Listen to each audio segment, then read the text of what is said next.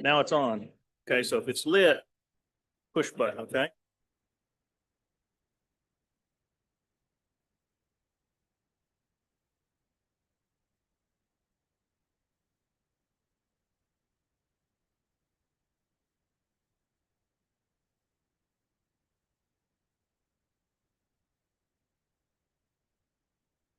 I'll take some pictures. Yeah. All right, let's go take some pictures. You ready? Thank you. Yeah, you're very welcome.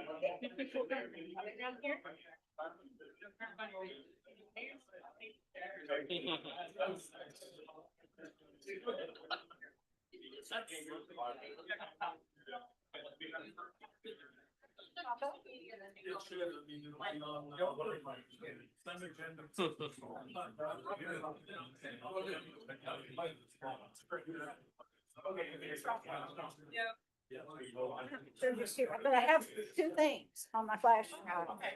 And I told, and I told Tiffany I'd be here early but she's not, so I just let her a minute ago. Okay. Yeah, he's right there. Over that.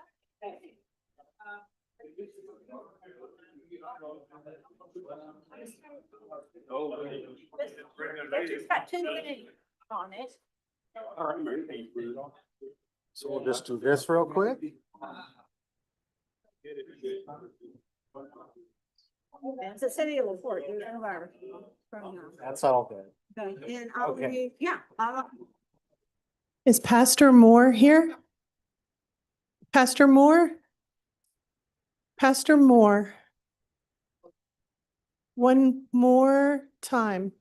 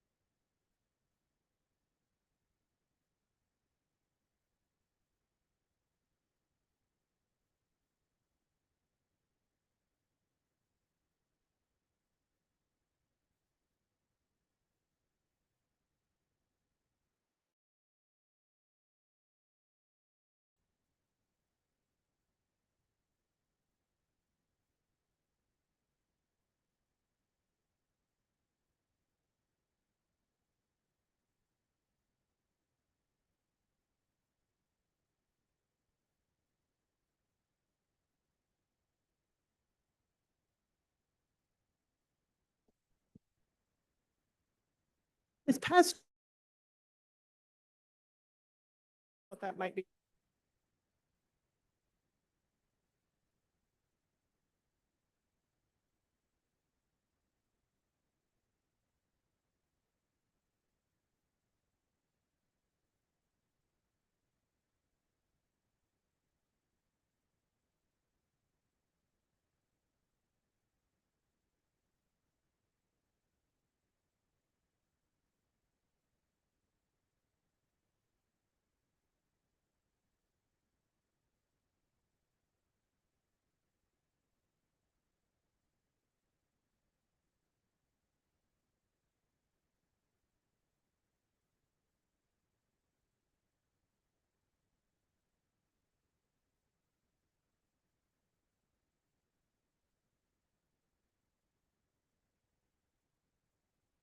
Mr. Dolby, you're off the hook.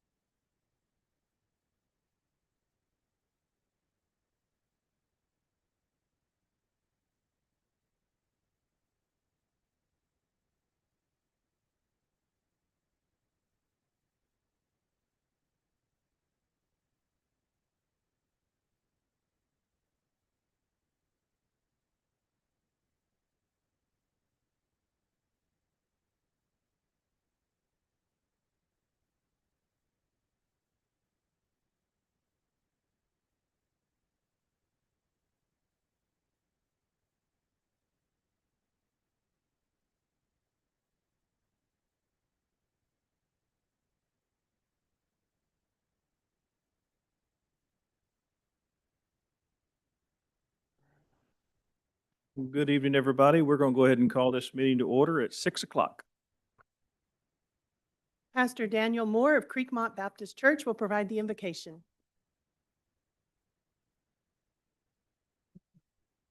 Let's pray.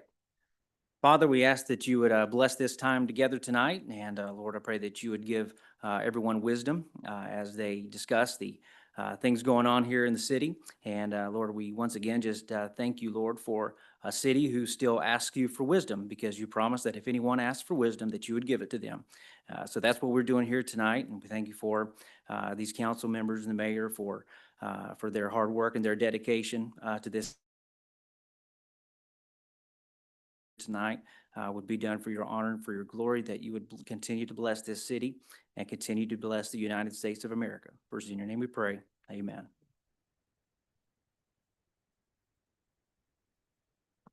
So tonight's guest pledger was Daisy Rodriguez, but last week she was awarded a place at the UIL Regional Band Competition. So we're wishing her good luck, but we are welcoming Elias and Elijah Bernstein, who agreed to step in on short notice, or rather their dad, Greg, agreed for them. Elijah Bernstein, if you want to raise your hand, is 9 years old and in the 4th grade. He wants to be a marine biologist when he grows up. His brother, Elias, will be 6 years old next month and is in kindergarten, and he is planning to be a superhero in the future. Welcome.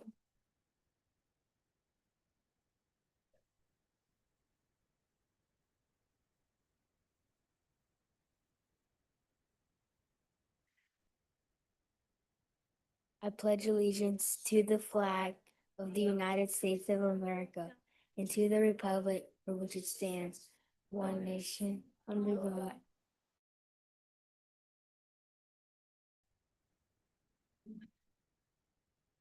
Honor the Texas flag. I pledge allegiance to the Texas, one plate under God, and indivisible.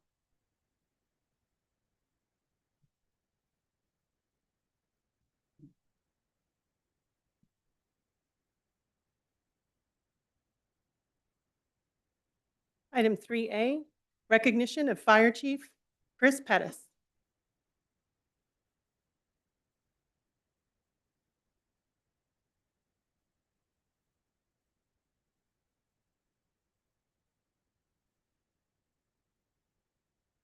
receive a certification as Fire Service Chief Executive Officer. And so that is a pretty rigorous program at Texas A&M. Your professors from the May School of Business are your instructors there. And it is an advanced level professional development program aimed at sharpening leadership skills and to advance executives within the fire service. And so I want to say thank you for all your efforts. I know it was not an easy task. And so one of the things that I think is important for us to discuss with the group is that your job is a volunteer job. It is. And so in addition to all the hours that you put in protecting us, you have to work another job to take care of yourself and your family. So there's an extra level of sacrifice that you make to keep us safe. And I, on behalf of the city council and the organization as a whole, want to thank you for everything you do for us on a day-to-day basis, as well as what you've done to improve your skills to help you protect our city.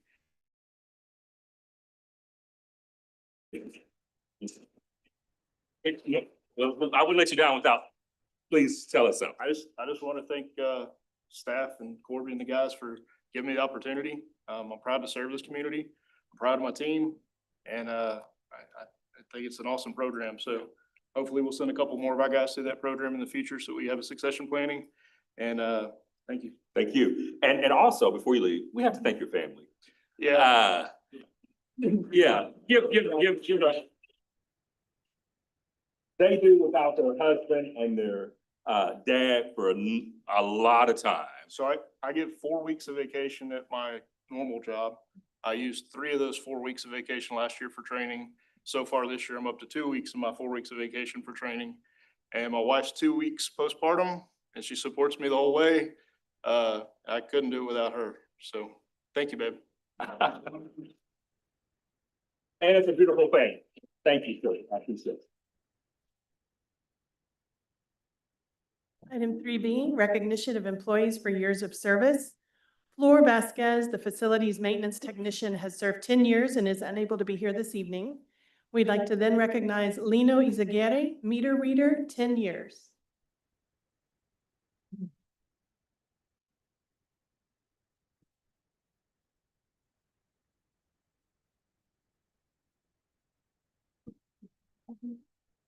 So unfortunately, Melvin couldn't be here tonight, but I did want to read some words and pass them along from what he said. He just wanted to say congratulations on your 10 years.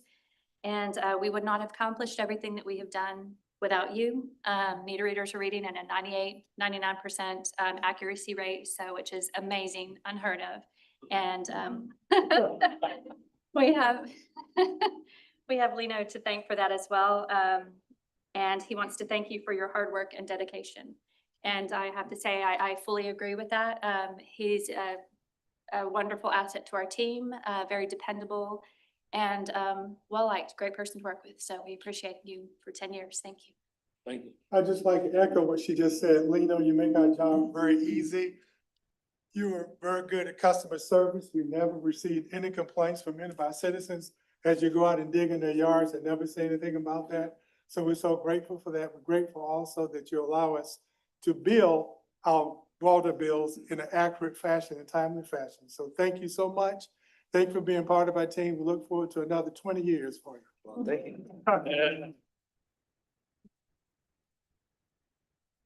One of these is his. Wait, I think I'm through. I know. Big money. You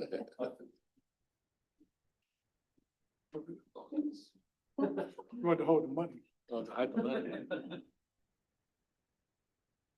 Your family here? Oh, okay. Okay. Mhm. All right. Thank you. Thank you. Thank you.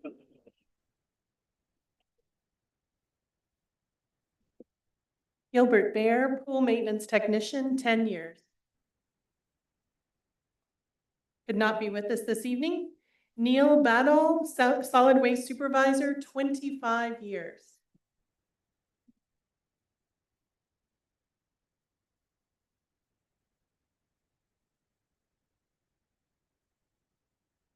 So some of you know Neil Badal.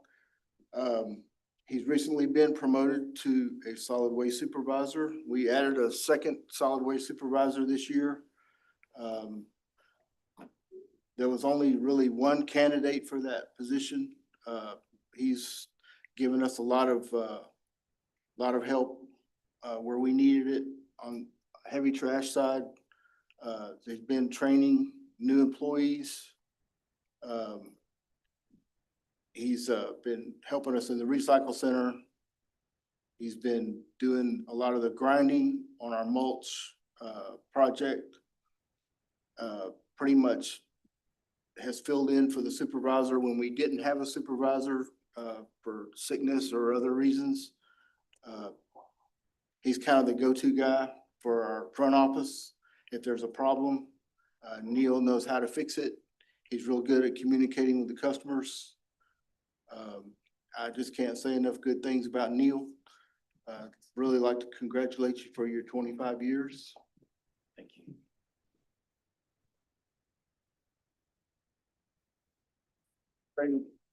Demonstrated a lot of service to Public Works and City of LaPorte. Andrew, would you like to say a couple of words? Well, yeah, of course. So as Ray said, Neil is, a great team member. He's contributed quite a bit. That promotion that you got is well deserved. But in addition to being a great team member and a great leader within our organization, Neil's a great guy. And, he's one of the individuals that I know personally, professionally. I can tell you, he makes one of the best curries that you've ever had in your life.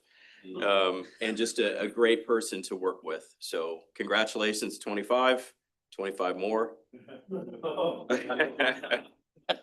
That's a good one. Congrats. Thank you. Don't lose that envelope. Okay, I can hold it for you. No problem.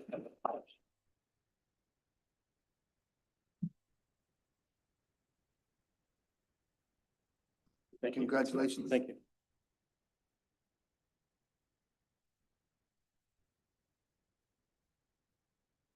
Scott Maderas, fire engine operator, 30 years.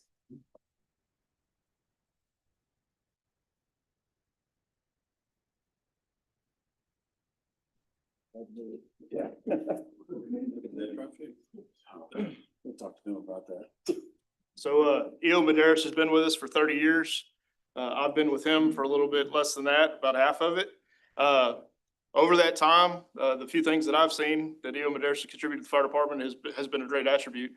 He's taken on all of our hose and pump testing. And, he was able to take that on and make sure that all of our hoses on our trucks match so that we can follow them in and follow them out and set a standard. He's also played a pivotal role in our training program. He identified some shortfalls we had 5 or 6 years ago. Looking at the SFMA program, that's the program that governs the volunteer side. And it appeared that none of our information had been entered. He took it upon himself to dig through all those files, find all that information, organize it, enter it, create spreadsheets so that all of our volunteers would know what they needed to get to the next level.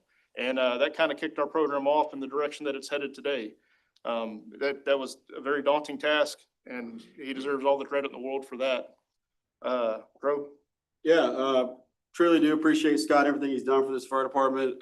When I came in here 10 years ago, he was my mentor / FTO, if you'd say, training me, getting me used to the LaPorte way. For a while there, being on shift with, being at the same station as Scott, he always kept me in trouble because Scott would take deer season weekend off, opening weekend off, and that was my anniversary weekend. So I was always working overtime. And so when I moved stations, I was able to have that weekend with the wife, but no, Scott, he has a big heart for the fire service, training. There's actually a famous meme out there about him. Took me a couple of years to realize that was Scott, but it was at the old fire station. He was fully dressed out in his bunker gear, looking at a little kid and fully bunkered out. And it said, the best thing an old fireman can do is teach a young fireman how to be an old fireman. And Scott, anytime that he gets an opportunity, he's sharing his knowledge, he's giving his expertise. And we truly do appreciate everything you've done for us, Scott.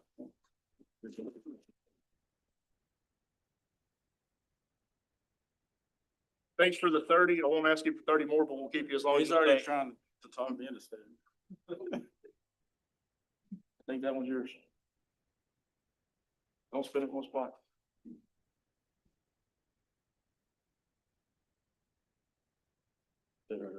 Congrats, but thanks, Jim.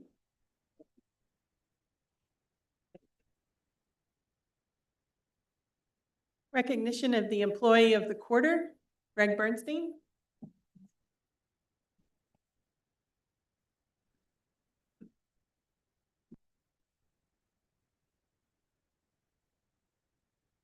We just want to say that we're so excited and very proud of Greg for receiving the Employee of the Quarter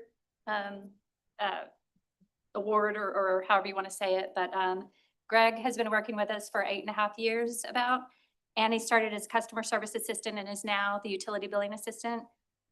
Greg, one thing that stands out is his customer service. He has amazing customer service. He's received so many compliments from citizens that he's helped.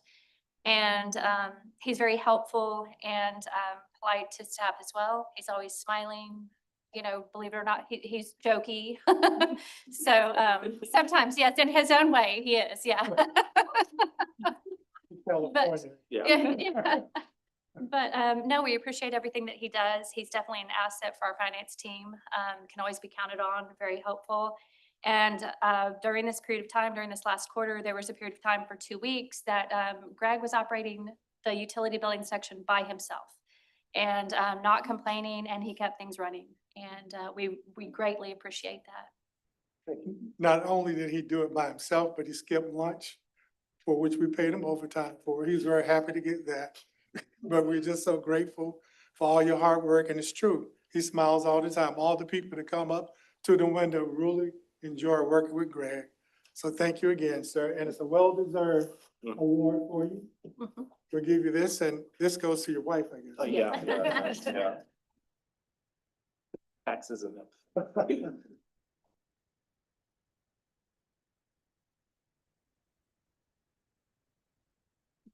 Thank you. You want to say something?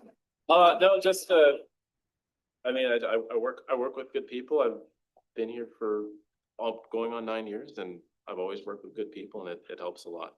So it makes all the difference in the world. So. I appreciate you, Greg. Thank you. Thank you. Shadow, but yes, I really Proud appreciate of it. everything you know. Yes. This is shared with everyone. Yes. Thank you.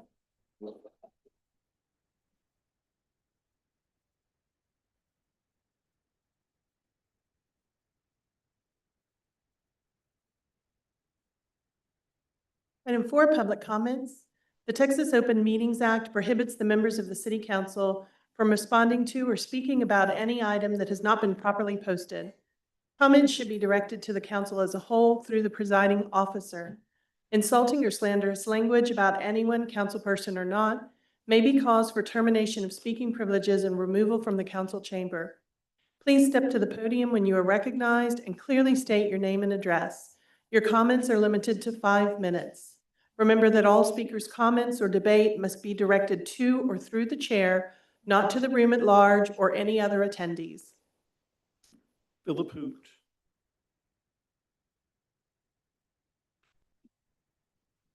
People Luke 927 Seabreeze. I have 4. It is now. Do I need to say it again? I have 4 bullet points I want to go through. I think I can keep it under 5 minutes. If I can, just bear with me. I won't be here till midnight, I promise. First of all, I don't know if any of you have seen, but our mission statement and vision statement is now on the front page of the our website. And the mission statement is: the city of LaPorte provides superior public service and drives economic development, and in order to enhance the quality of life for our citizens.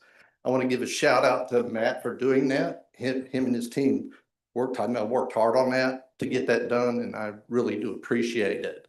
The second point I want to make is I've noticed that we started giving money to charities, and I have no problem giving money to charities. I give money to charities.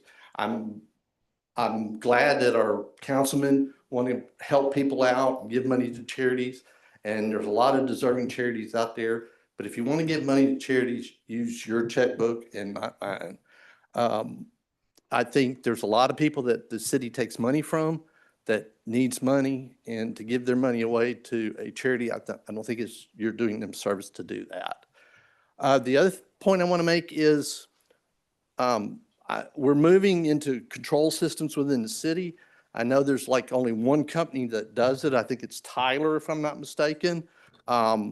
And so the problem that I have with it is it's very impersonal. I mean, everything's going through Tyler. You go, like when you get a permit, you go on, you say, okay, I want to file a permit, and it goes to Tyler.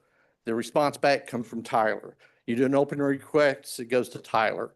Your response back, it comes from Tyler. And having to check my email for a response back from the city is not something I really appreciate. My spam mail, I'm sorry. One of the reasons I live in a small city, I like the personal communication aspect of it and the camaraderie. And I think as we move to these big control systems, I think we're losing that. In fact, I know we're losing that because I just know we're losing it. The fifth point I want to make is Friday is the last day of early voting. Comfort Choice Suites is doing early voting from 7 to 7. You'll be voting on 7 constitutional amendments. You won't be voting for anybody or anything else but those 17 amendments. Do your reading. I think it's very important that you vote.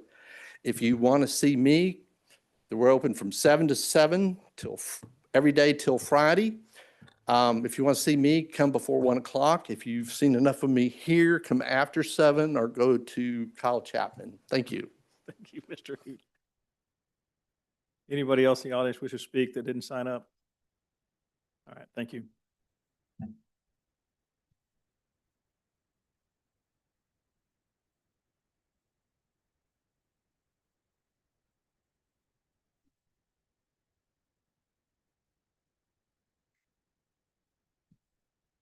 All right, we have item 8F. That's the pick'em that's on the agenda. Does anybody object to going ahead and covering that item now since we're paying them by the hour? Okay, all right, thank you.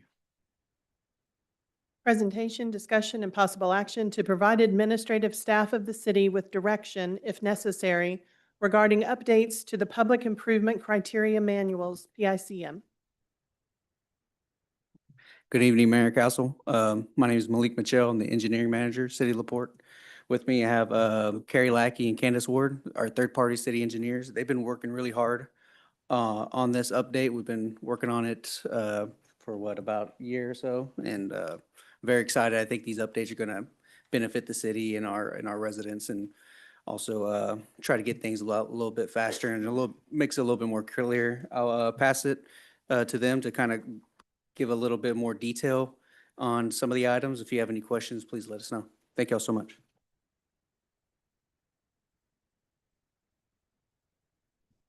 Good evening. Thanks, Malik. Thank you, council, for allowing us to come speak to you tonight. The item on the agenda tonight, and a large portion of your agenda packet, has the new PICM, or Public Improvement Criteria Manual updates that we're asking to adopt tonight. And so I just wanted to give kind of a little bit of history about it. As you may know, and most of you have to deal with developers or just folks building houses or things within the city. And the criteria manual really helps to understand what is allowed and what's not allowed. So we had existing chapters in there that were for water, sewer, storm design, and for paving and paving design. So those items were great, but they were getting old and they needed some updates with different codes and things. So making sure that what is in the city code is also in what we're using as engineering standards. So as we went through those, we did find areas that we needed to improve on. And so in addition to the 4 chapters that are currently adopted, we have updated those, made those more clear, made some changes to make them adhere to current standards. And then we've added, through discussions with staff in the departments, we've added new sections so that anyone that comes into the city or that lives here can use those, and it's clear exactly what we need. in the past, there is a lot of questions that happen and there's back and forth. And so this really has reduced time as we've gone through and presented these. Myself and Candace are here to answer any questions, and we'll be glad to take those at this time. Anybody have any questions? All right. And I guess just one follow-up is this has gone before the Drainage Committee as well. And so it was approved by the Drainage Committee, or recommended by the Drainage Committee.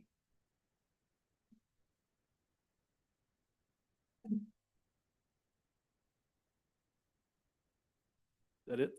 That's it. Okay. Appreciate it. Thank you.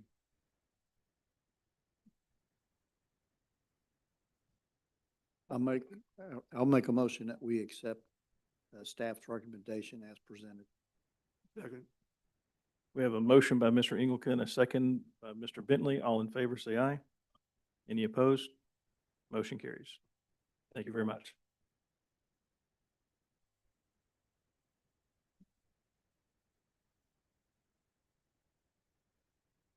Item 5A, quarterly report from the Keep LaPorte Beautiful Committee.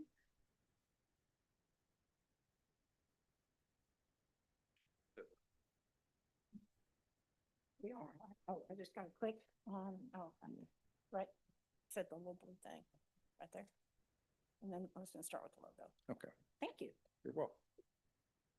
Okay, I've only got a couple of things to talk with you this evening. I believe most of you know me. I'm Virginia Pearson Turner. I am the newly appointed chair of your newly created Keep LaPorte Beautiful Committee.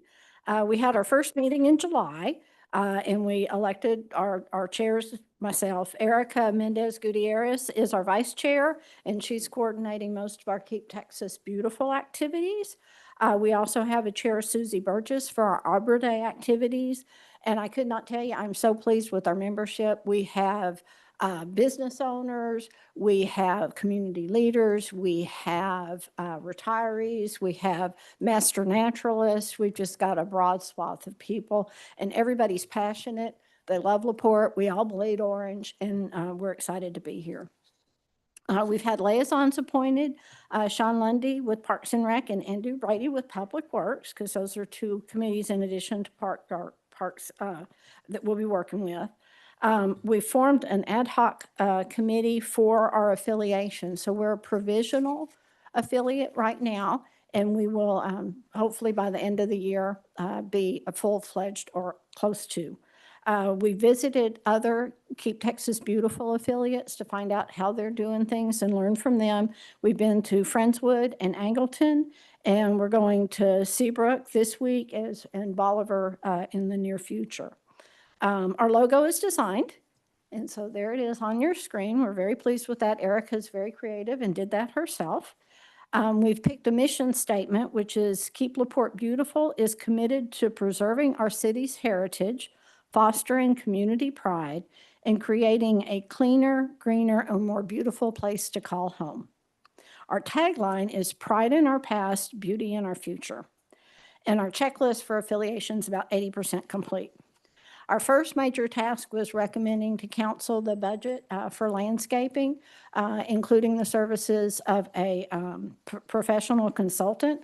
And I think that process is really close. We'll be having the professional consultant soon. Matt held good to his word and got right on it, and we're rolling.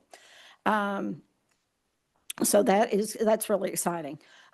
We also, during our first couple of meetings, everybody that got on the committee came for a reason. They had a passion, they had something that they really cared about. And so we spent quite a few hours talking about these visions and these priorities. And we were able to combine them all. Frank Nance led that ranking system. And so out of that, we've come up with 3 ad hoc committees that are going to kind of drive our bus for the next year. One is a park subcommittee. One of the things that came out of that priority was that the folks really were interested in more passive and natural parks in the city. And along with that, a canopy shade inventory at our parks.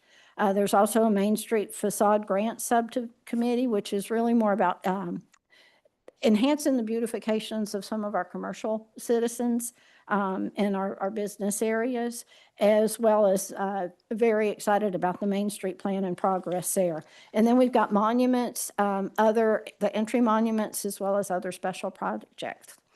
These ad hoc committees are also going to be reviewing city properties to rank them for landscaping with this fabulous new consultant we're going to get, as well as whoever we're going to end up hiring to do what Horticare has been doing. Maybe not them. Am I saying that right? Okay. Make sure I'm not getting in trouble. That's going to get that whip out. And so we'll look at those so we can recommend to y'all the ones that need the most love and the most attention to do those. The first three recommendations for the design consultant are 5 points for the parks, the LaPorte Library, which is a community facility, and the LaPorte Police Department and Municipal Court, and we consider those functional facilities. So that hits three of the three major areas that we'll be looking at. We've been hearing presentations from departments with which we engage.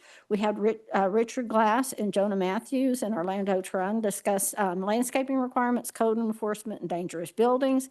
Tim Miller's come from and taught us about Parks and Rec. And our next meeting, we're going to be hearing from Public Works. We are having our inaugural kickoff project, which I'm supposed to be able to go to next, and I don't see the button. It was there. There we go. Oh, that's me there. There we go. And this is our inaugural event, November 7th at MLK Park. We're partnering with Trees for Houston. They're going to donate 19 trees. We're going to have live oaks, elms, and redbuds. We also have water bags for all those trees being donated by Altivia. So we are engaging with our industrial neighbors to get support. And I'll be working more with those at the Citizens Advisory Council for Industry. So we've hit the ground running. That's what we've managed to do in 90 days. But I can't get away from here without recognizing somebody in particular, and that's Tiffany. If you would stand up, please. Okay. So I don't think anybody anticipated the energy our group was going to have, because it's just not the 9 of us, but we've also got 6 alternates, and everybody's engaged. Everybody's got ideas. Everybody wants to do things. So I don't think anybody anticipated our energy. And she has done she already had a job when we started. And then she took this one on. She got volunteered, not sure which one.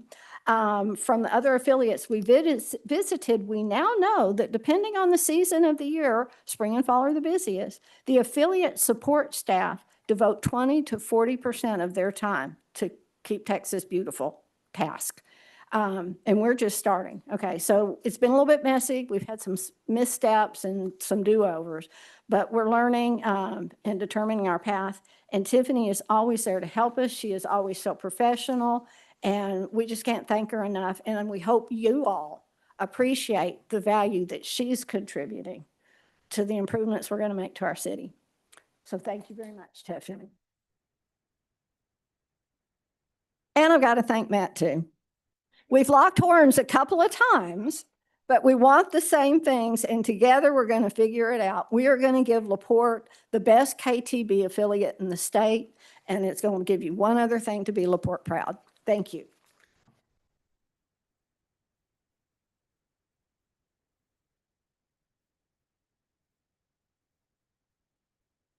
Want to see everybody out on the side. Item 6, consent agenda. Item 6A, approve the minutes of the regular city council meeting held on October 13th, 2025.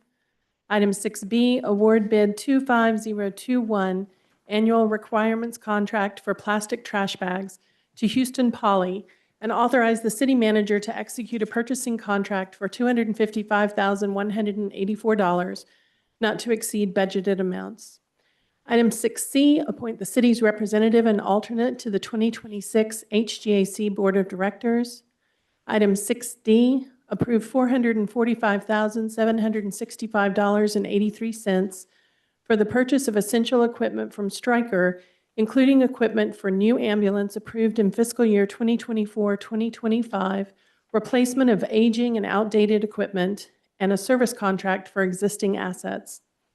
Item 6E, authorize replacement equipment purchases through buy board contract 69823, 70623, and Sourcewell contract 112624-DAC totaling $137,215.53. Item 6F, accept a street right-of-way dedication from the Bayside Terrace Civic Club consisting of a 162-square-foot tract out of Lot 1, Block 18, Bayside Terrace, and authorize the execution of a right-of-way dedication deed. Item 6G, award bid 25022 temporary labor services to LC Personnel DBA Labor Finders at a base rate of $19.25 per man-hour and authorize the city manager to execute a service contract to not exceed budgeted amounts. Item 6H, award construction bid 25023 Seabreeze Park Pier and authorize the city manager to execute a contract with Orion Construction LLC, awarding a total bid of $990,099 with a construction contingency of $100,000 for a total amount of $1,090,099. Item 6I, award construction bid 25015 South Iowa Waterline Replacement and authorize the city manager to execute a contract with Texcoda Enterprises LLC, awarding a total bid of $914,000 with a construction contingency of $71,370 for a total amount of $985,370. Item 6J, authorize the mayor to execute Amendment 1 to the interlocal agreement between the City of LaPorte Investment Zone Number 1, TERS, Harris County, and the City of LaPorte. I'll make a motion that we accept the consent agenda as presented. We have a motion by Mr. Ingleton, a second by Mr. Bentley. All in favor, say aye. Any opposed? Motion carries.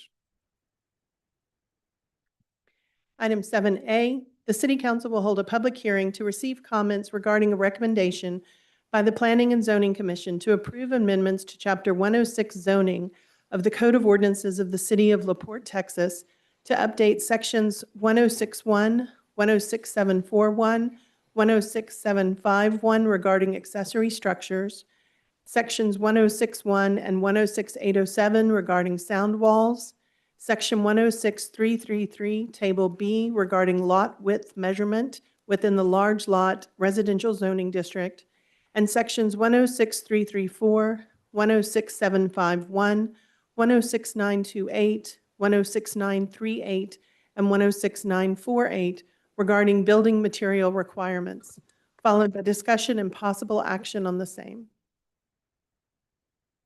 Hey, Ryan, we'll go ahead and open the public hearing at 6:35. Thank you very much, Mr. Mayor, members of the council. Ryan Vietlook, Director of Planning and Development. Before you this evening are a series of some additional Chapter 106 amendments. Since I have taken the role of director, one of the things that I have really been working with my team on is streamlining the ordinance, trying to find areas where there's some confusion, where there may be things that are missing, and things that are out of date, maybe due to state law. So all of these have one of those kind of in that category there. So we'll kind of go forward. And then again, if you all have any questions or anything, feel free to stop me throughout. So I did break it up, hopefully a little bit easier this time. So it's a little easier to kind of swallow. So the first, I just want to give a little bit of history. So for this round of 106 amendments, we did have the 106 committee meet. They met on August 27th, and they did recommend approval of the proposed amendments to the Planning and Zoning Commission. We then took these to a public hearing on September 18th of 2025. The Planning and Zoning Commission at that time did recommend approval of these proposed amendments to this body with a vote of 8-0. So we'll kind of go through these one by one. So the first one is proposed amendments to Chapter 106, specifically Sections 1061, 106741, and 106751 regarding accessory structures. So currently, if you look at Section 1061, there are multiple definitions in there for accessory structures. They are based on if it's a residential use, a non-residential use, or a large lot residential use. So what we wanted to do was create a single definition for accessory structure and move some of those standards out of the definitions and into the actual body of the ordinance. We also realized that we did not have a definition for an accessory use. And then we did note that we believe that the shipping container definition makes it a little questionable about portable on-demand storage containers, commonly known as pods, what folks would use when they're maybe moving or if they're doing some sort of home improvement project to their property.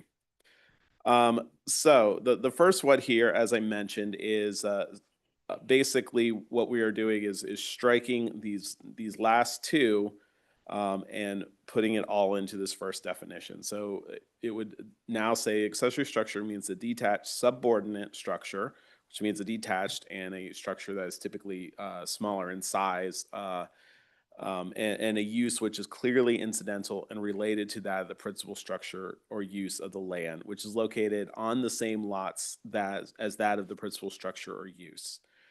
So we did strike out the accessory structure, use, or building without required principal structure because we moved that whole kind of section into the code itself. And then accessory use or building applicable to residential uses. Again, we didn't really feel there need to be much of an accessory use or an accessory structure is an accessory use or an accessory structure, regardless of what the property is used for. So again, we kind of wanted to get rid of some of this extra language that's in the code. We did also create a new definition. Accessory use means a use that is incidental and subordinate to the principal use, located on the same lot as the principal use, and which does not change the character thereof. And then shipping container, we kept the same definition. We did just add, include portable on-demand storage containers. You'll see why here in a second. So section 106-741, this adds a section that accessory structures without a principal structure are allowed only in the large lot residential zoning district and must be limited to personal use. That is basically taking that large lot definition that was in 106.1 and putting it into the code itself. So basically, what we are saying here is this would be a new subsection H, timing of construction. No detached accessory structure shall be constructed until the construction of the principal structure has commenced, with the exception of a tool house, barn, shed, storage building, and the keeping of livestock when located on tracts of 1 acre in size or larger and situated in the large lot zoning district. Accessory structures and uses of the large lot zoning district without a principal structure or use shall be for the property owner's personal use only, with any commercial use or application prohibited. So if I go back here to this last one, again, you could see the second one. This is basically taken verbatim from here. Again, we're just moving it out of the definition section and putting it into the actual section of the code itself. 106-751, this would add a section that allows for shipping containers to be used for temporary household storage in all of our residential zoning districts. So LL, R1, R2, and R3. It does require that the storage container has to be located on a driveway or an improved surface. Maximum length of time is 30 days, unless it's in conjunction with an approved building permit, but it must be removed before certificate of occupancy is issued. And that's basically what this says here, which is that shipping containers can be used as temporary storage of household goods in residential zoning districts. Those containers that are used for temporary storage must be located on a driveway, other approved surface for a period not to exceed 30 days. Those shipping containers that are located in residential districts in conjunction with a building permit shall be allowed during construction and must be located on a driveway or other approved surface. And we will not issue a certificate of occupancy until the shipping container has been removed from the site. So moving on now to the next section of amendments. This is amendments to section 106.1, our definitions, and the creation of a new section 106.807 for sound walls. So section 106.1 creates a definition for sound walls.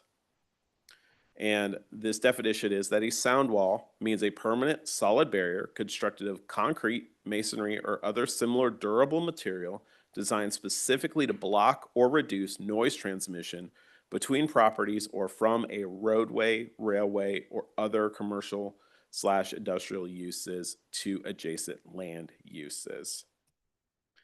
Section 106.807, this actually sets out the design requirements for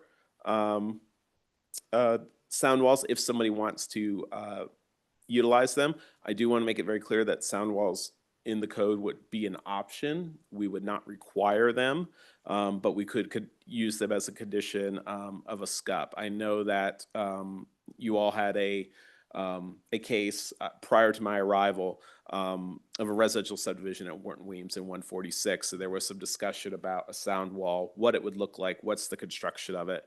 So hopefully these type of standards will kind of set that roadmap out for folks. So the maximum height by right would be 8 feet. If you have a SCUP, you could go up to 12 feet. We are saying that we want to be constructed of acoustically effective, graffiti-resistant materials and architecturally treated. When I say graffiti-resistant materials, that was a question that was brought up during the Planning and Zoning Commission. What we're talking about here is these materials, you could coat them with basically a paint or some sort of a coating that will actually make it so that spray paint and things like that cannot stick to it as well. And if it does stay on there, it could get washed off very, very quickly. And then we would say required 5-foot planting strip with ornamental trees. Think of the subdivision wall around Morgan's Landing.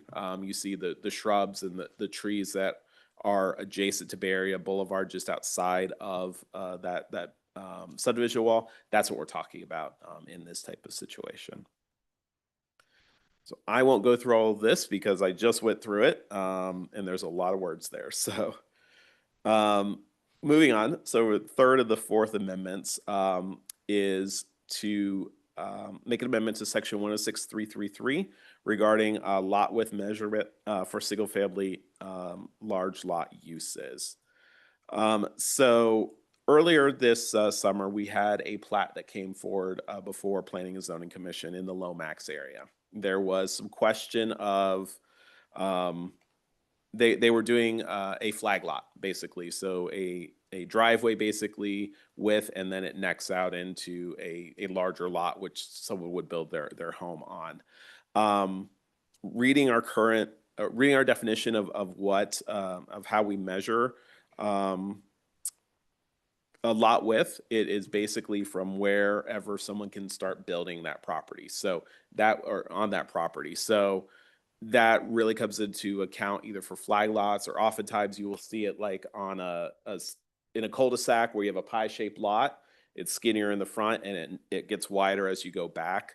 And the intent is by the time you get to that front setback, it needs to be the minimum width that we would require in that zoning district.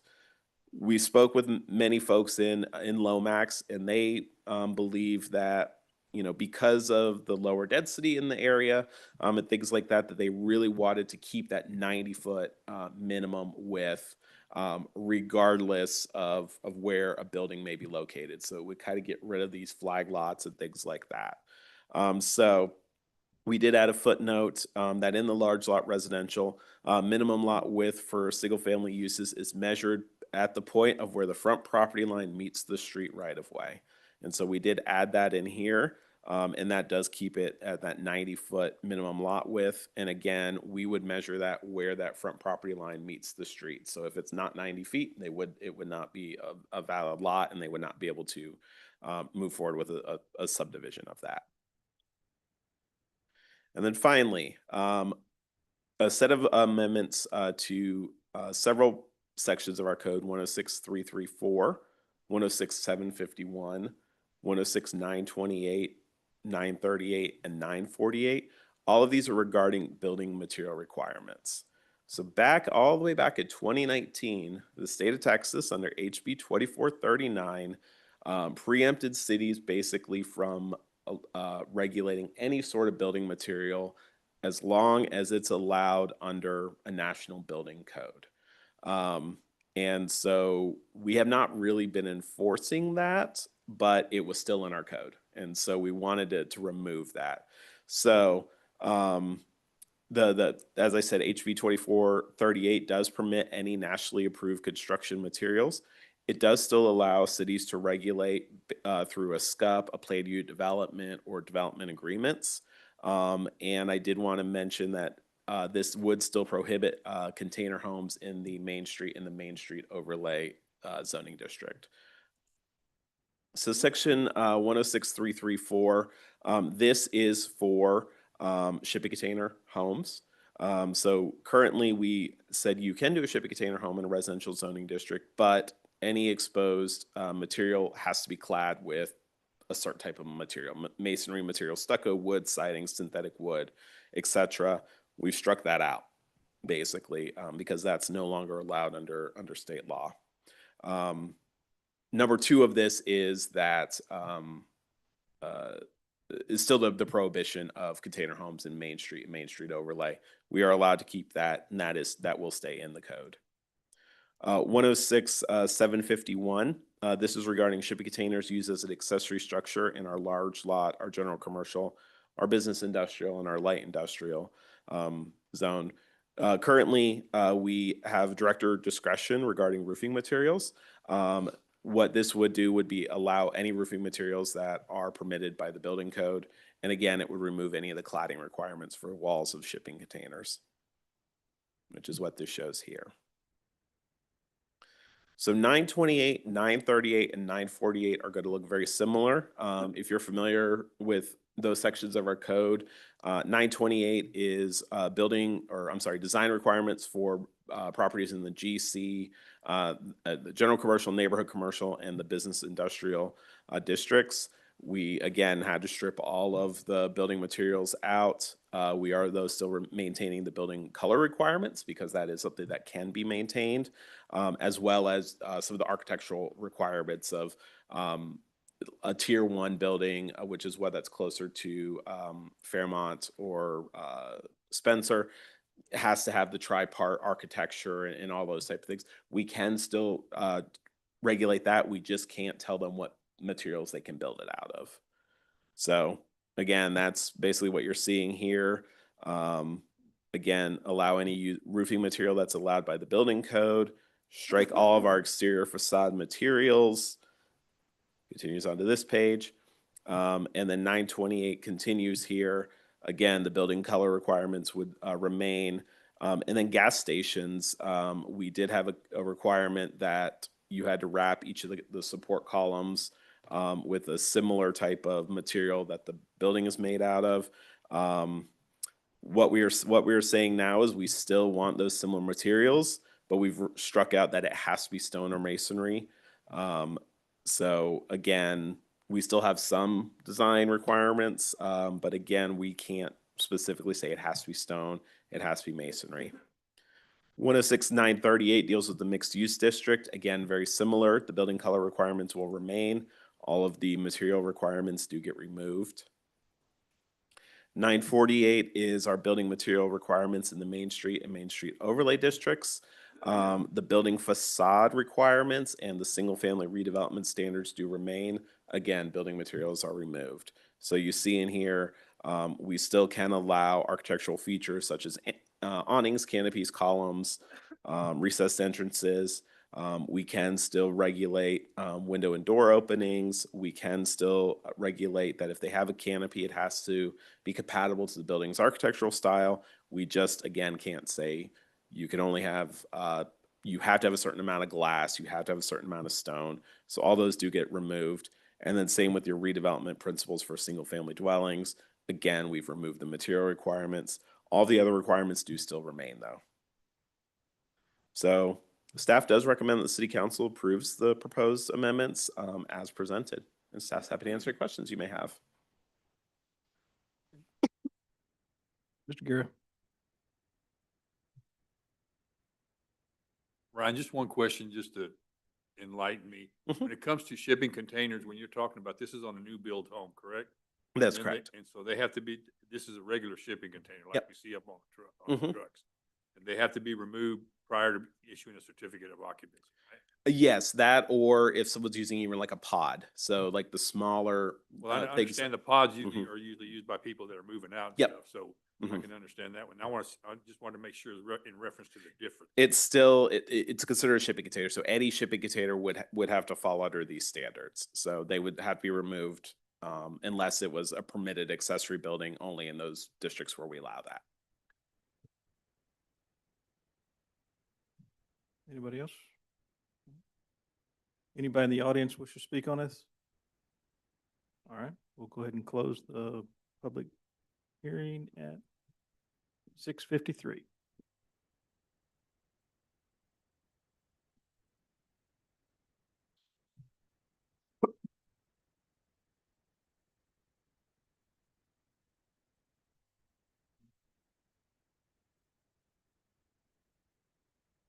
Make a motion that we accept the P and Z's recommendation on ordinance number 2025-5005. We have a motion by Mr. Ingleton and a second by Mr. Bentley. All in favor, say aye. Any opposed? Motion carries. Thank you very much. It's ordinance 2025-5005, an ordinance amending chapter 106 zoning of the Code of Ordinances of the City of LaPorte regarding accessory structures, sound walls, lot width measurement within the large lot residential zoning district, and building materials, providing that any person violating the terms of this ordinance shall be deemed guilty of a misdemeanor, and upon conviction shall be fined in a sum not to exceed $2,000, providing for the publication of the caption hereof and providing an effective date. Item 8A, presentation, discussion, and possible action to adopt ordinance 2025-5009 to amend the 2025-2026 fiscal year City of LaPorte, Texas budget. Okay. So this budget amendment is placed on the agenda. The amendment is proposed for an amount of $472,525. So it's here, the amendment is really to deal with or to make accommodations for the next two agenda items, which is the bid award for infill sidewalks. And so if we can go one by one, just to kind of give you a precursor on those things, to basically ultimately get back to the budget amendment. So this year, as in many years, we bid out infill sidewalks. So that is our normal budget allocation is about $400,000 for infill sidewalks, and our normal we bid it out on a per unit basis, and we award as much as we have money for. And so this year we bid it out, and the bid based on the quantities was $684,000. So we didn't have enough money in the budget. We only budgeted $400,000 for that particular project. So that particular project, if we are to award it, is over budget. So this budget amendment would be needed to make money available to award that bid. That's one. And very similar but somewhat different story for the following item, which is the bid award for the sidewalk and parking lot project on South Broadway adjacent to the fitness center. We bid this project along with the infill sidewalks. And it too is, we had a bid irregularity. So our low bidder in that case did not complete the entire bid. So we had to reject the low bidder because it was, as being non-responsive, it wasn't complete. So the next bidder can be awarded, it was complete bid. However, that particular bid was above the budgeted amount by $188,000 according to my math, which means again that we would need to find additional resources to award that project as well. All right, and so that brings us back to the actual agenda item, which is the budget amendment. And so it's put on here for you guys to consider whether you want to amend the budget so that we can move forward with those two projects now. And as we say in the write-up, there are certain standards or certain findings this council has to make in order to approve the budget amendment. And Clark can speak to that better than me. Yeah, I'll be very, very brief. What Corby's referring to is the standard enumerated in the state statute for passage of an ordinance to amend an ordinance. I'll just read it. It's just a short little paragraph. The governing body may authorize an emergency expenditure as an amendment to the original budget only in the case of grave public necessity to meet an unusual and unforeseen condition that could not have been included in the original budget through the use of regionally diligent thought and attention. If the governing body amends the original budget to meet the emergency, the governing body shall file a copy of the order resolution of the budget with the municipal clerk. So those are the requirements that the council must find, and that's contained in the ordinance. If the majority of council does believe that this was, as described in the statute, something that was something that could have been foreseen and included in the original budget when drafted, that there is a grave public necessity to fund in particular these two contracts. If you so find, then the ordinance is written to say that you have so found, and that would be the decision for the council. So yes, it is the job of the council to make that call.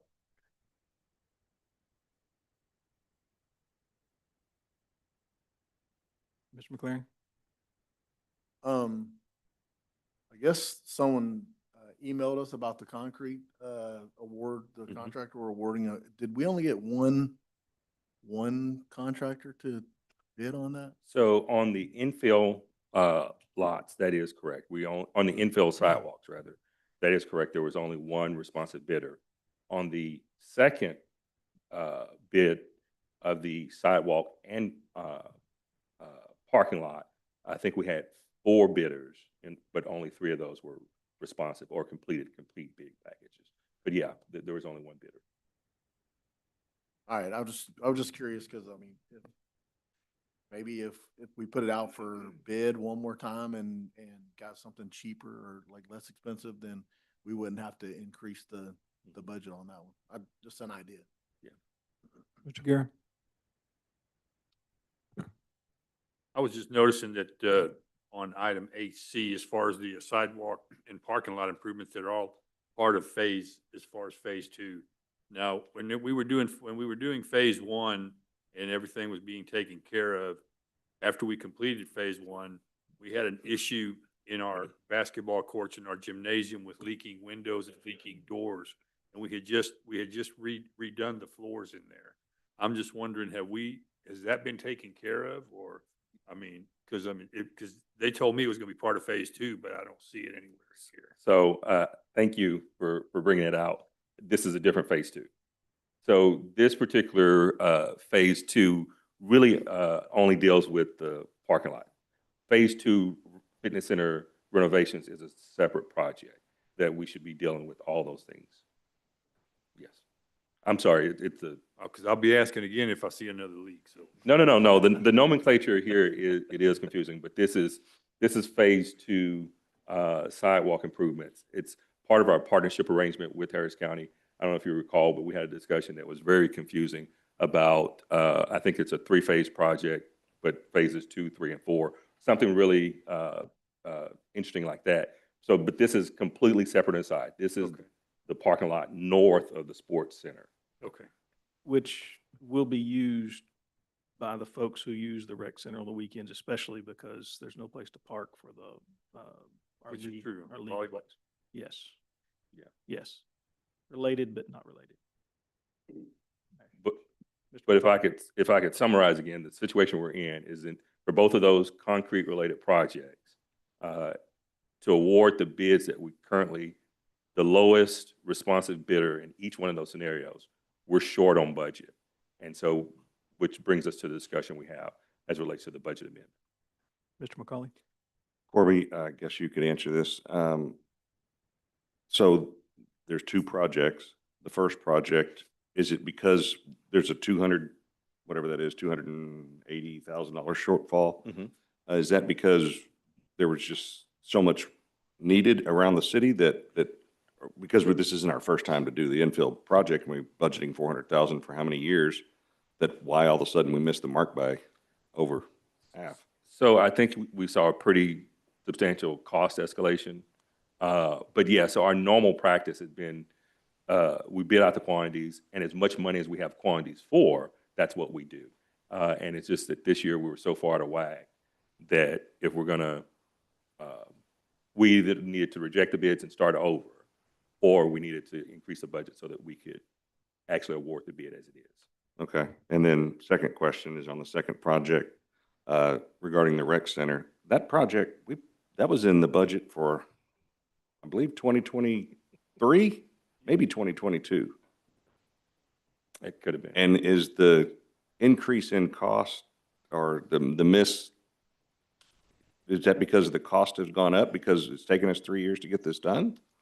I don't know. I mean, I think, concrete is one of those commodities that change. I mean, it's got a lot of factors. So, Sure. I mean, it's almost like the market. It fluctuates quite a bit. I think it is safe to say that nothing's getting cheaper. Right. And so everything's more expensive now than it was 2 years ago. I get it. So if we approve this, are we done and we're going to see some movement on that parking lot? Yeah, Because we were so- waiting on the county for the sidewalk, and has that all been settled? Yeah, so all of that, all those interlocal is in place. We would move forward with the project. But yeah, so we could absolutely move forward. That's So not good. that's what this is award. This is to get us to Is the, awarding a bid, so they can start work as soon as they get this bid awarded. correct. Okay. All right, thank you. And I have a question with Mr. McCauley's. The sidewalk work we're seeing in front of here, is that part of the counties as well? That is the county's work. Okay. It is about the same time we started conversations with them about partnering with them on the multiple phases of work that we're doing. Or maybe even before that. I think they put us on notice that they were doing some sidewalks in their right of way. And so this is part of that. I believe the intention is for the sidewalk work that's taking place now to extend all the way to. Dillon Yeah, Beach. that's my question. It's going all the way down. Yes, sir. Mr. Bentley? Yes, sir, thank you. I think 8A and 8B are pretty much related to each other. I agree with Mr. McLaren that maybe we should rebid because I got this email from Mr. Brooks, and Brooks Concrete has done a lot of business with the city in the past as a successful bidder. He stated here that he missed the notification for some reason or another. I did take the time to call him today and speak with him a little bit. And he said, there's a change either in state law or some process in the bidding process that has changed that he wasn't aware of, which made him miss the bid. So, like Mr. McLaren was saying, if we rebid it, maybe we can come in a little bit lower. I would like to see us perhaps move in that direction.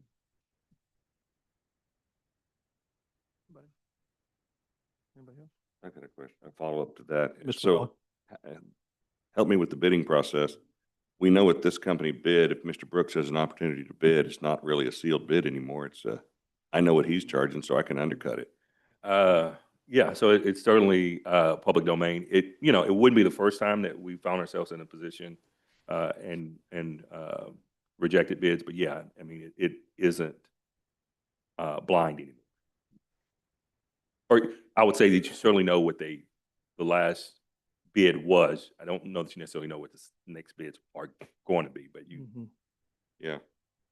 I mean, have we done work with this current company that has the bid that is about to win the bid, potentially about to win the bid? Have we done work with them in the past and we know they're reputable, or is this the first time forever doing work with them? Have we used these? Are they the same company doing the county work on Fairmont or different? Oh, company? Greenscape, yes. So Greenscape 6 is the contractor, and we've done multiple projects with them. Similar sidewalk. We happy with them? Yes, sir. Mr. Guerra? Well, I was just gonna state, in reading the email, I mean, even by his own admission, I mean, it was his fault that he missed the bid. I mean, it wasn't like we did something that caused him to miss the bid. He just missed the bid, so I mean, Yeah. And Mr. Alexander, how many bids did we receive for that one? I'm sorry, on the infill sidewalks, there was only one. Okay. There's only one on infill sidewalks. Okay. I was curious, how many were sent out? How many bids total? How many bids total were sent? Sent? We only received one, but how many were sent out? So 69 vendors were notified, 22 of them downloaded the bid documents. And only one returned, Correct. submitted? Okay. Yes, sir. Microphone. Was this particular individual one of the vendors that was sent out? It downloaded it? The Do you mean, what individual is that? Brooks Concrete.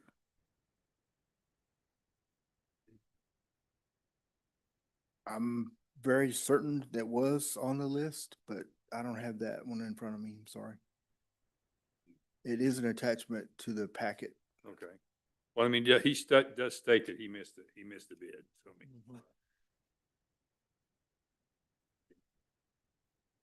Just to answer the question, I do not see Brooks on the list of vendors that download the packet. And we had how many? Was he on the notification list? Yeah, was he on the notification list is what I'm asking. Oh, I'm sorry. So the notification list, is that the download or that's they got notification? In the packet?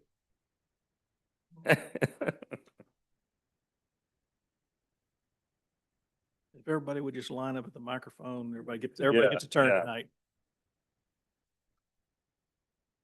So the notification list is whenever they would be notified that there is a bid out there for them. And then the download is they actually went and downloaded the bid documents. Okay. So And- do we know if Brooks was on that notification list? He was not. Was not, okay. No, sir. And what would prevent somebody from not being on there, or what would cause them to be on the list? So we use public purchase to put all our bids on and post. And when you sign up, the vendor, when they sign up, the contractor, they have to put what commodities they want to be notified of.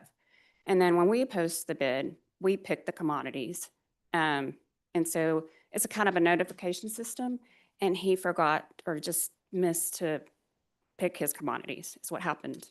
So as an example, if I put on there, I do concrete, if there's any bids going out for concrete, I would get a notice. Yes, sir. Okay. And But only for a certain quantity. If you you get to set your amount. Like you wouldn't want us to be notified on a small job, but you might want to get notice for bigger jobs. yes, sir. Okay. Okay. All right. Thank you. Any other questions? Any questions? Okay.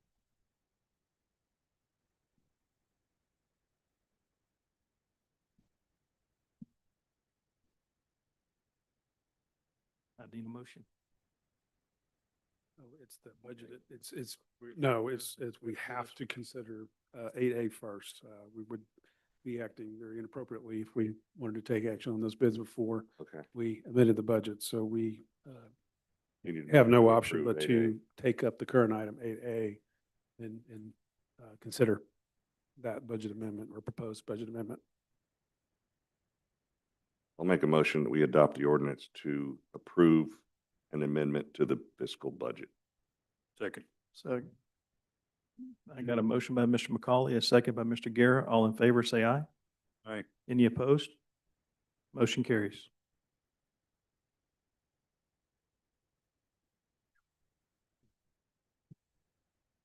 Ordinance 2025-5009. An ordinance approving an amendment to the budget for the city of LaPorte, Texas for the period of October 1, 2025 through September 30, 2026, finding that all things requisite and necessary have been done in preparation and presentment of said budget, finding compliance with open meetings law, providing an effective date. Thank you, sir. Item 8B, presentation, discussion, and possible action to award bid 25017 citywide infill sidewalks project for an amount not to exceed $684,500 and authorize the city manager to execute a construction contract with Greenscapes 6 LLC or to reject bid 25017 citywide infill sidewalks project.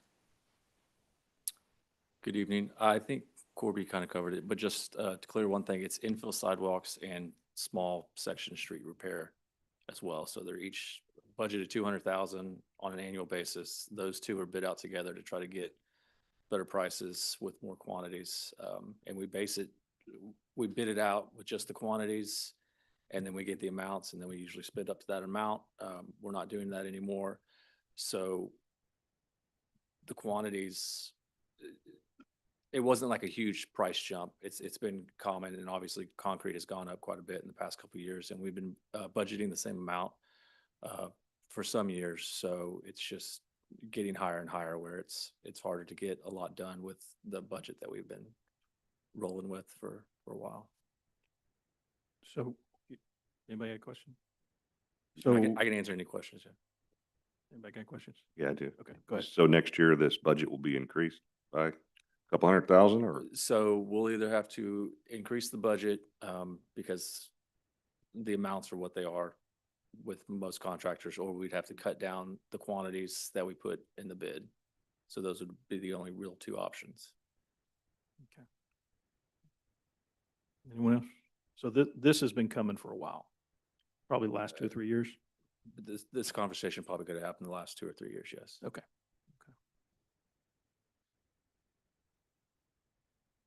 Make a motion that we accept bid 25017. Second. We got a motion by Mr. Ingleton, a second by Mr. Bentley. All in favor, say aye. Aye. Any opposed? Motion carries.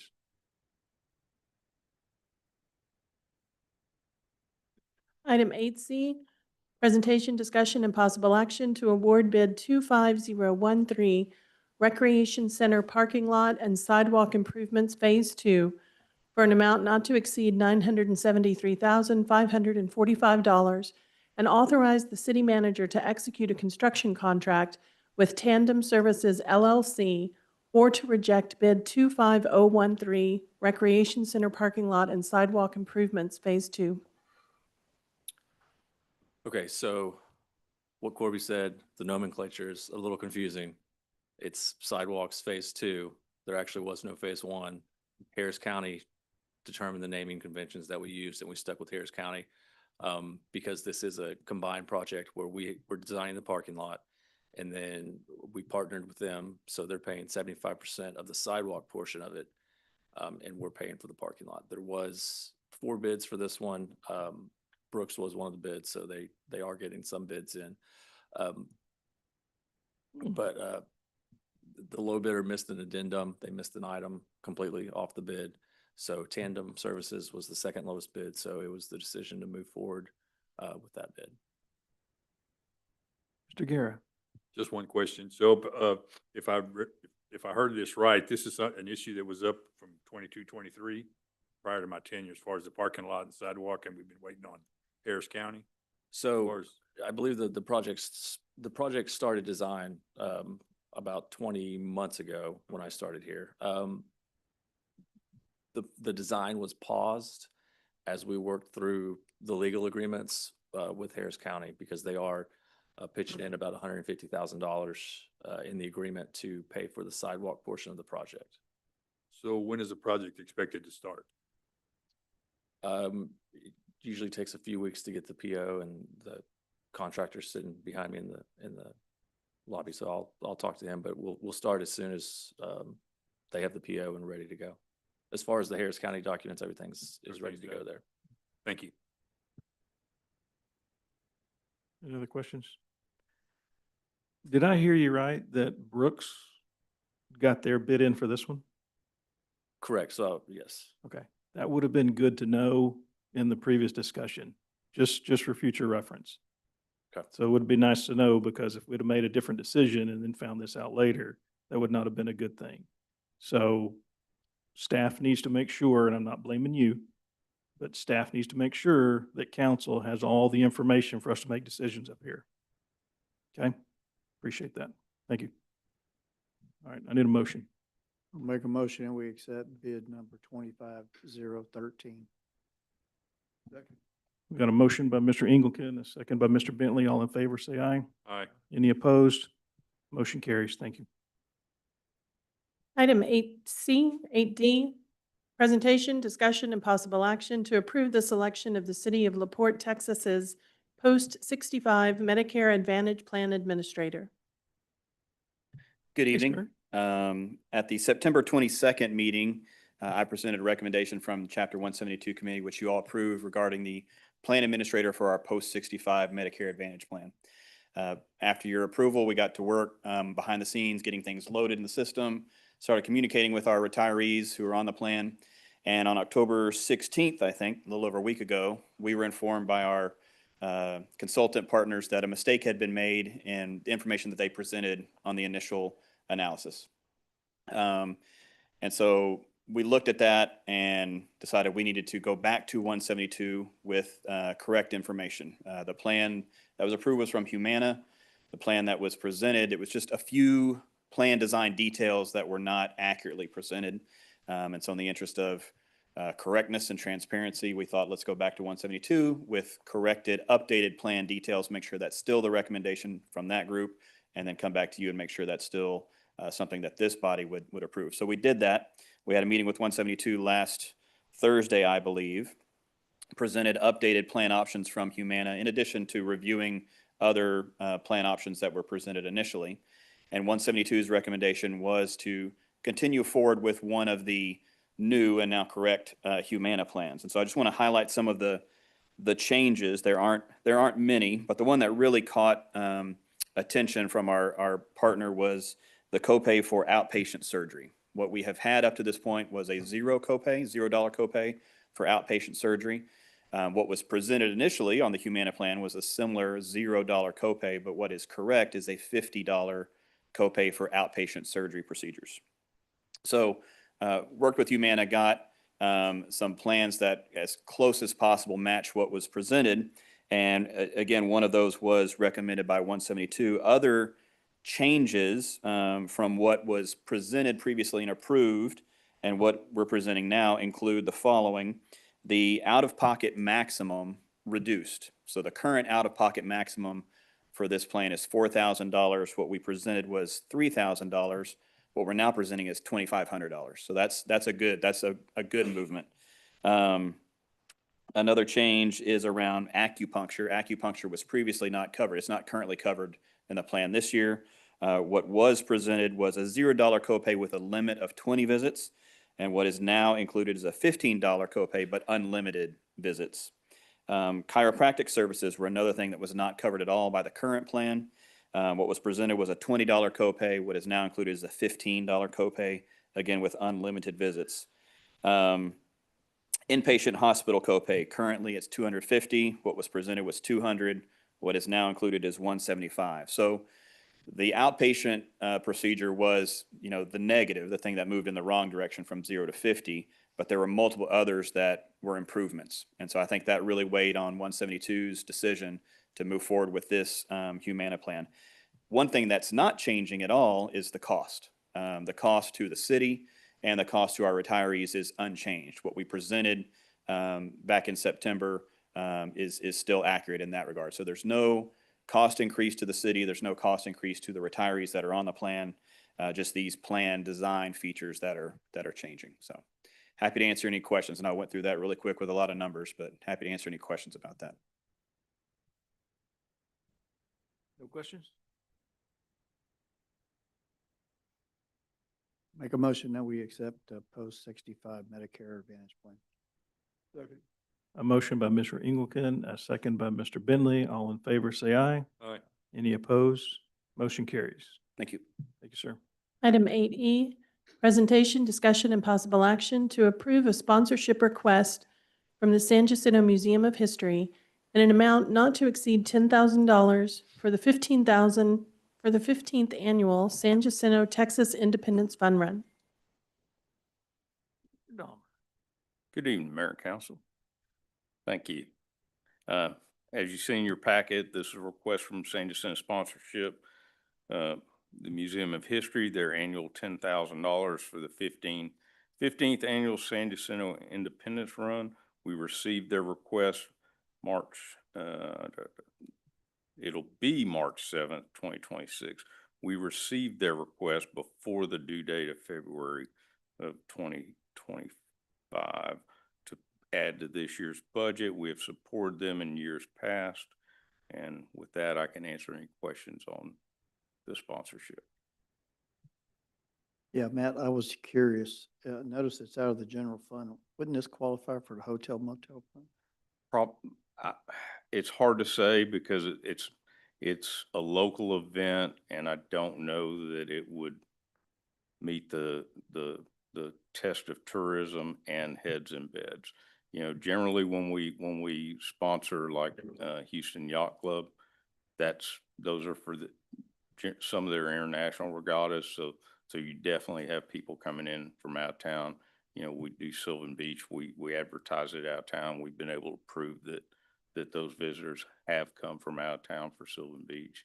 It possibly could be, but that's kind of how we weigh it. You know, when we do our big festivals on Main Street, the Mardi Gras on Main and Christmas on Main, we know we have some people coming from out of town.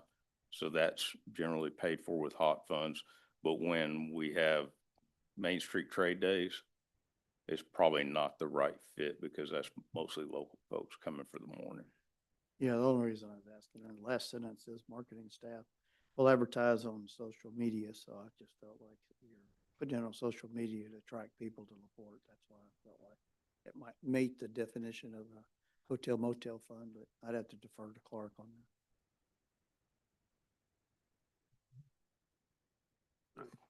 I think I agree that if it's not really geared to out of town patrons or customers and all that, I think it'd be hard to sell because, you know, those tests are really tough in the tax code for qualification for hotel tax. So I think it's always good to err on the side of caution. In this case, not.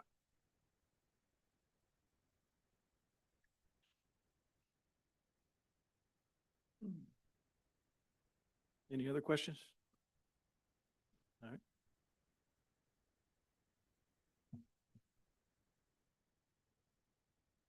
Need a motion, gentlemen.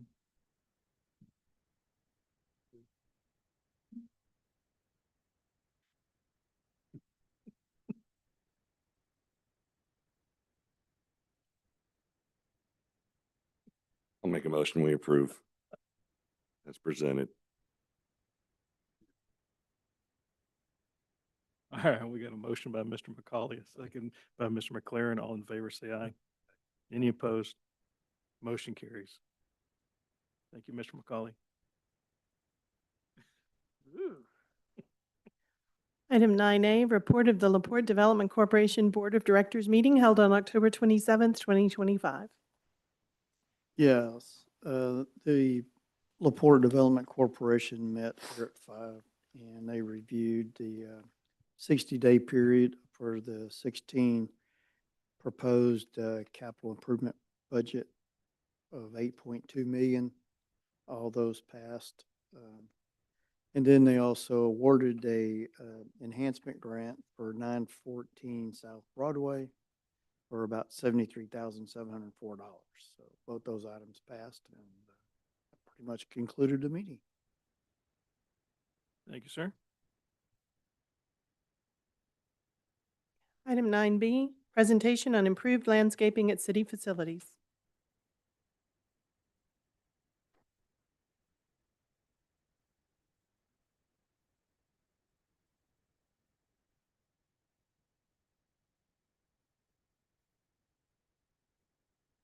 Batman sticker.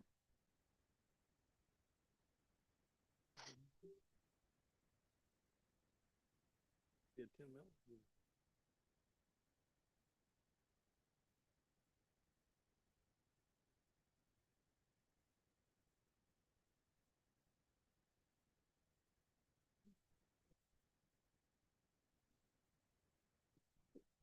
I've been asked to give just a brief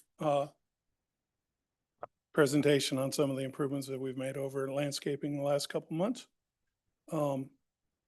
So key objectives are to improve curb appeal and foster civic pride, increase sustainability through the use of perennial plants, and ensure long-term health and beauty for our city's landscapes.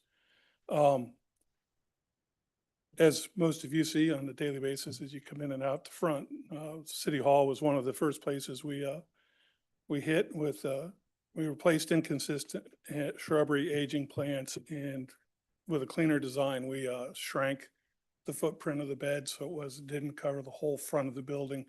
It was much more condensed landscape to highlight the main entrance, and installed additional seasonal color along that front edge. Library enhancements, we trimmed and mulched shrubs. We've installed seasonal color. We haven't gone in and done massive amounts of work at the library because we did know that it would be one of those facilities that we would be looking at with our consultant. And then another one that we're proud of, Wharton Weems. This is one that we struggled with over years and years, trying to find the right plants, trying to find things that would survive, things that enjoyed swimming. And so we finally have found that sweet spot, and it looks so much better than it did previously. And so again, besides changing color, most of those plants will be there year round. So, and those are the three highlights. I mean, again, real quick and brief, recreation fitness center, as again, we replaced the LED sign. So once that was done, we came back, removed all those old roses. We reworked the roadside beds, installed river rock, replaced the old shrubbery with fresh perennial plants, and then again installed some seasonal color so it looks much cleaner and nicer. Tim, real quick question, if you don't mind. Yes, sir. On the rec center, that new sidewalk that's coming through, is that going to interfere with the new landscaping, or it's going to be completely different? Okay, thank you. People have asked me and I was like, I don't know. I know there's a sidewalk coming. Yes, sir. Yeah. Correct me if I'm wrong, the sidewalk. It'll butt into the sidewalk. I believe it's in front of Sport and stop there. Yes, sir. Okay. Oh, does it?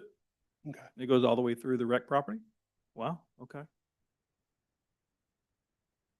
Correct, yeah. Microphone.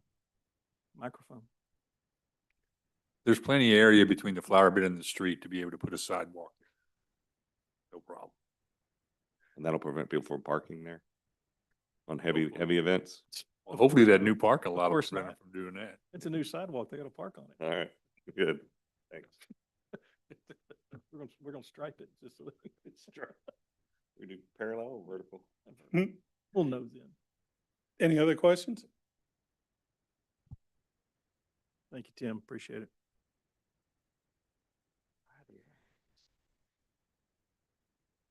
Item 9C, City of LaPorte Fund Balance Report.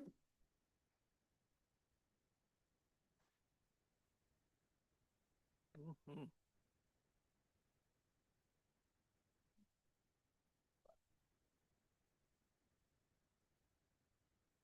That man knows.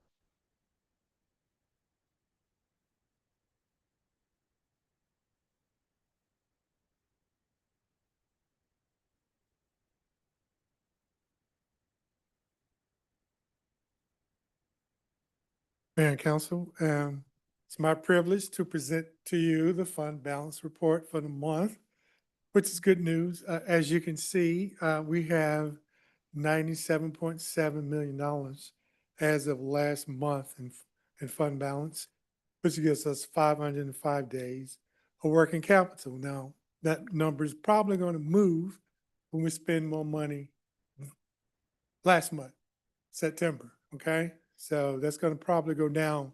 We're thinking that it'll go down to 444 days, but still is a good number. Any questions? Utility fund. Utility fund has $4 million in working capital. I'm sorry, $9.1 million in expenses, $4 million in working capital. There's about 150 days, which is above the 120-day requirement. In all probability, that may go down also next month. Any questions about that? Do we have enough money to pay the bill to have the monitors work? Oh, that's the boss. That's a boss Time's up. question. Thank you, Michael. So do we know if Yeah, We got it's to over. keep it flat. So whatever. Thank you, sir. Anybody got any questions for Michael? Thank you. Appreciate it. Thank you. Yes, sir. Item 9D, administrative reports. Thank you. Mayor had asked that I keep you guys abreast on the status of the positions that were approved. So I'm only going to update you on the ones that still haven't been filled. We had a number of those filled that we discussed at the last council meeting. But just want to go one by one of the 3 or 4 that we're still working on. The first being the CIP project manager that Public Works is working to fill. They've had the position posted, reviewed applications, and intend to start scheduling interviews next week. The next one is the record specialist for the part-time position for PD. And there are 2 interviews set up on that for tomorrow. So that's 3 interviews. That's what it says right here, is 3, not 2. Interviews set up for that on tomorrow. But that one did receive a lot of interest, about 60 plus applicants for that position. So pretty robust response. That's obviously what we like to see, is a lot of people wanting to come work for us. And then our recreation specialist, this is the position that we added so that we can make sure that we're able to keep our doors open at Brookglen. They've done the interviews, done the vetting process, and hope to make someone an offer Friday of this week. And so then the last one being the airport manager position, we posted that. The response hasn't been as robust as I would like to have seen. We've got about 2 or 3 applicants that I thought were worth going through the process with. HR is working on an initial review, and that's usually a conversation with them to understand who they are and, make sure they understand what the job is. And if that conversation goes well, then we would bring them in for an interview. So we're still in the very early stages of making someone or getting that completely filled. So that's where we are on those positions that are still left hanging. And then also, I think everyone is aware that the Navy Fleet Week, it is not canceled. It is postponed until an uncertain date. We don't know when that date is, but potentially this spring. And so the events that we had planned around that, obviously we want to make those sync up. So we are intending to postpone those. But we are working with the school district to make sure that it is a time that we can continue to honor our veterans. And we are still waiting on confirmation from the district, but it is my understanding that they will allow veterans to receive free tickets to the football game, as well as have a hospitality suite available to them on the Friday night game on November the 7th. So again, I don't think we have that officially confirmed, but I think it's pretty solid. Be happy to answer any questions. Any questions for Mr. Alexander? Thank you, sir. Thank you. All right, Mr. Engelken, you could kick us off. Yeah, I'd like to congratulate all the employees for their service years. Had quite a few of them. Congratulations, Greg, for the Employee of the Quarter. And then also I'd like to thank the Keep LaPorte Beautiful Committee for their update in their work. So it'll make some visible improvements to the city. That's all I have. Mr. Bentley. No comment. Mr. Lunsford. No comment. Mr. McCauley. Mr. Guerra. I want to congratulate our chief on his accomplishment and also for all our staff on their years of service. Mr. McLaren. Yeah, I'd like to also congratulate the chief and all the service award winners. Thank you. Mr. Alexander. Nothing? Okay. Congratulations, Chief, on 2. You have the new baby boy and then your education. So that's fantastic. I'd like to relay a message to EMS Chief Komanek from Danny Earp, who wasn't going to be able to be here this evening. EMS responded to a pretty bad accident over at Channel Sheet Metal the last couple of weeks. He wanted to let you know that your staff did just an amazing job and that his employee survived and his employee is going to be just fine. So fantastic job. And also wanted to thank the Keep LaPorte Beautiful Committee. I don't think any of us expected the gung-ho-ness that we have in this committee, but we probably should have known since we had so many people apply for it, and we usually have to beg people to apply for positions. So congratulations, and look forward to see some good things. With that, we will go into executive session. Lee will read it. Item 11A, Texas Government Code 551.072, deliberation regarding purchase, exchange, lease, or value of real property.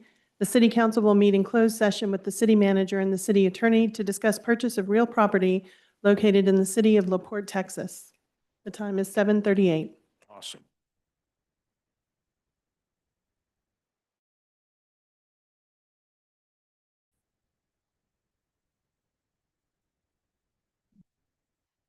Real. Hey, come on.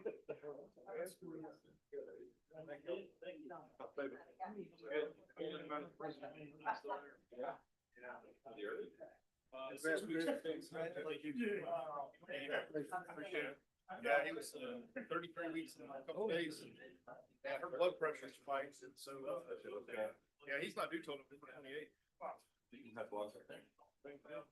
Yeah, and a little bit of a blood sugar, take his food, like first, you gotta follow that. Everything I told you guys, you gotta eat so much per feeding every 3 hours, 2 days straight. It's like right there. I'm like, I don't think you can eat that. Yeah. I told the nurse, I'm like, he's little man. But he's healthy, he's fine. Yeah. Thank you. I'd like to thank Matt too.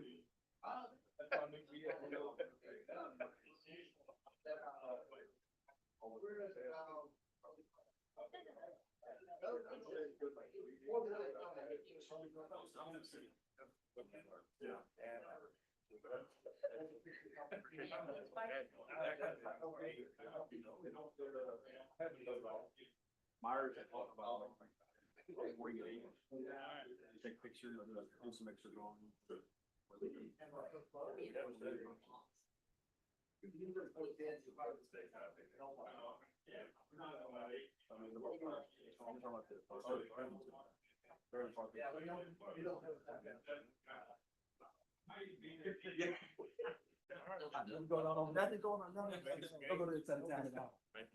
Thank you, sir. Congratulations. Appreciate it. Thank you. Congratulations. See you. I know I will. Congratulations. Nothing but a. I got told, I'm gone from November. Oh, wow. Yeah, I think he's just gonna take some pictures. I gotta wait. How are we gonna do? How are we gonna? Nobody here can play. I don't know what's that. What do you ask? Yeah, I gotta go see the kid. All the way through the process. Sir?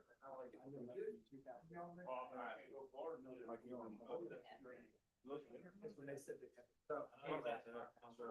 So, all right. We have half to go out to your car, so. I'm gonna. He'd be all right, man. Which one of those in the first one? That camera. Huh? Cameras. Yeah. All right.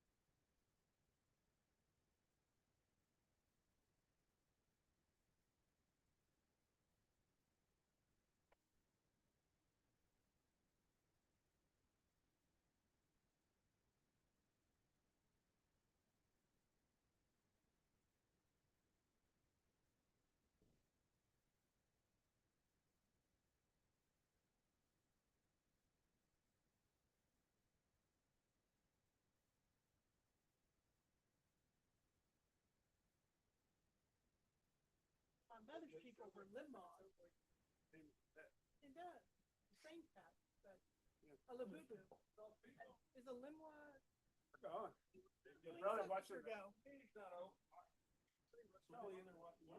My people are Limbaugh, yeah. So a Limbaugh sounds like a Limbaugh, but Clark said it sounds like a labubu. All right, we are back from executive session at 7:55. Mr. McLaren, would you like to make a motion? Make a motion to, direct staff to, get more information on the, property looked at. Okay. Second. All right. We have a motion by Mr. McLaren, a second by Mr. Bentley. All in favor, say aye. Any opposed? Motion carries. We will close the meeting at 7:55.